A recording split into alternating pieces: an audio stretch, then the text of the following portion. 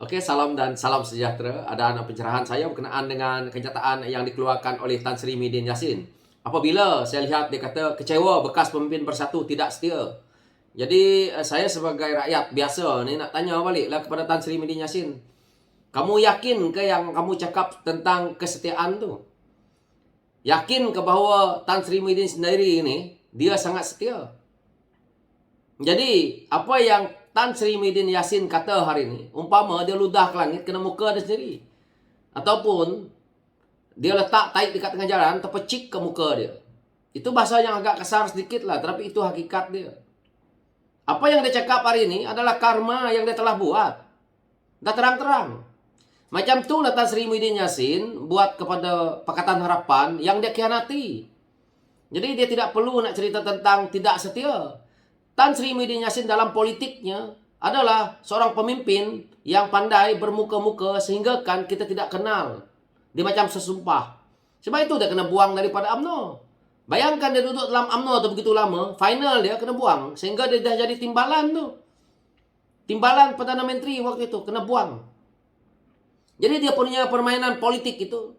Waktu dia kena buang, sebelum kena buang tu pun kita rakyat ni dan nampak, saya dah buat analisa bahawa Tan Sri Muhyiddin Yassin ni, dia cuba nak menjadi Perdana Menteri. Tapi digagalkan di final dia tu oleh Datuk Seri Najib waktu itu. Dan akhirnya dia kecundang. Dan waktu dia kecundang itu, kena buang itu, siapa yang kutip Tan Sri Muhyiddin Yassin?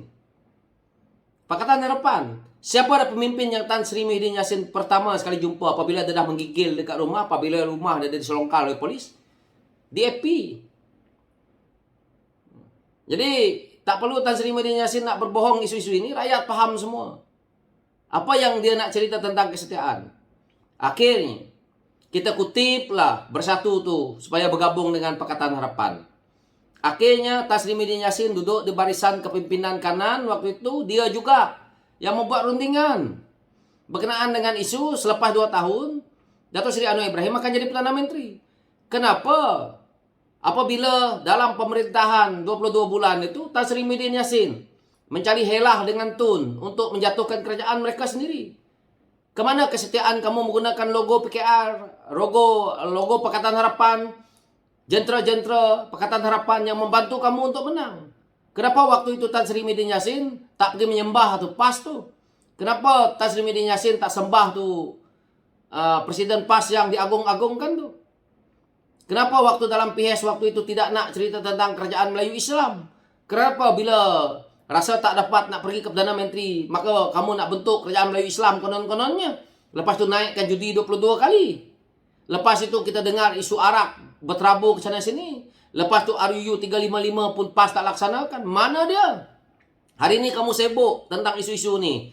Lepas tu hari ini kamu nak cerita tentang kekecewaan.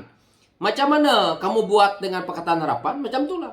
Apabila kamu tumbangkan Pakatan Harapan waktu itu, Pakatan Harapan ada berbunyi dengan isu-isu ini, tetapi kita akur sebagai Pakatan Harapan bahawa ya sudahlah, tak apa, kita ada lagi waktu yang akan datang, kita pula akan memerintah. Kita yakin bahawa sekali lagi Anwar Ibrahim akan jadi Perdana Menteri seperti mana yang ada hari ini. Dan akhirnya hal itu terjadi juga, kerana itu adalah takdir juga dalam usaha yang kuat. Dan akhirnya terjadi hari ini. Tan Sri Muhyiddin Yassin patut akur dan patut jedah bertobat.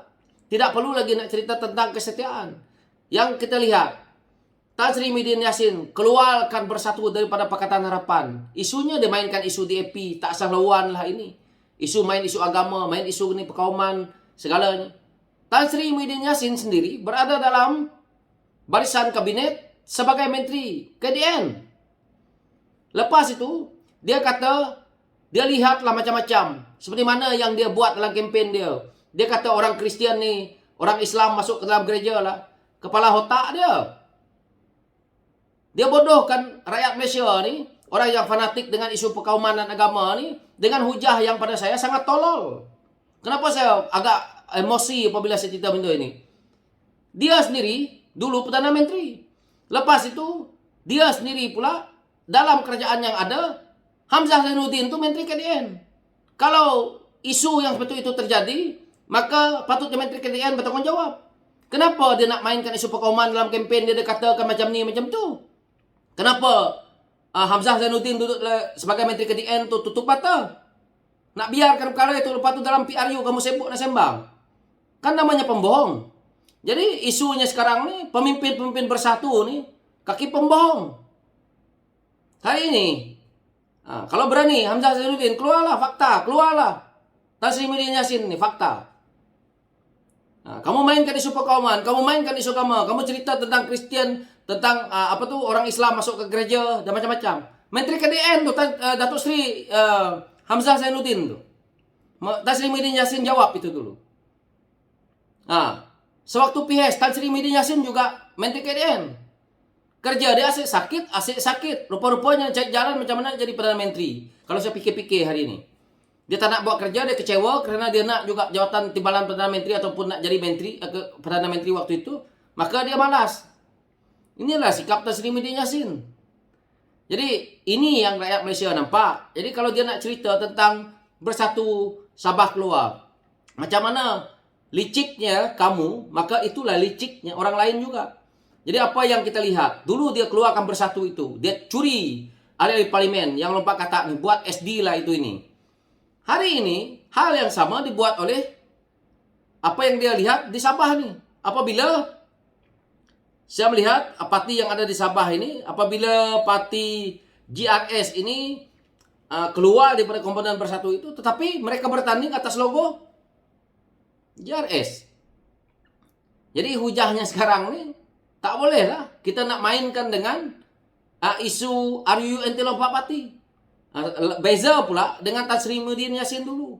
RUU anti lompat parti tak ada, dan akhirnya dia boleh mencarilah kata-kata ini, ambil daripada parti-parti lain untuk bergabung dengan dia. Jadi nak didakwa pun GRS hari ini tidak dapat padan muka. Mereka pun tak ada MOU. Sedangkan Tan Sri Muhyiddin Yassin boleh berbohong dengan rakyat Malaysia ni semua, mengatakan seolah-olah perjanjian yang Tun patut serahkan kepada Datuk Seri Anwar Ibrahim setelah 2 tahun pun dia langgar. Jadi apa lagi hujah dia?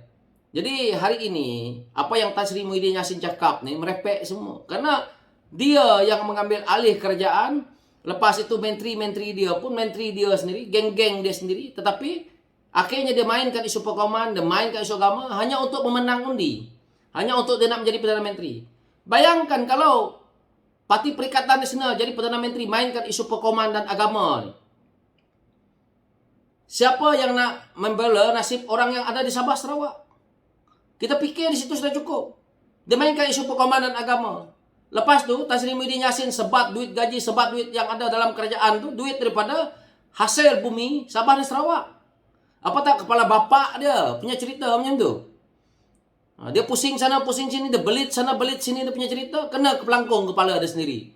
Tu saya kata, apa yang dia nak cakap tentang kesetiaan, dia pun tak buat. Tentang dia main isu agama dan perkauman, dia juga tak buat. Semua orang yang dia lantik, semua orang-orang dia, orang kita. Jadi itu dia Tan Sri Muhyiddin Yassin punya cerita. Jadi itulah. Saya nak bebel pun tak ada apa yang nak dibebelkan, karena hakikatnya rakyat pun boleh tahu bahawa Tan Sri Muhyiddin Yassin memberi hujah yang agak nyanyok hari ini kerana dia dah kemaruk nak jadi Perdana Menteri tapi gagal. So itu jawapan dia. Saya takut dia gila nanti. Sekian, terima kasih.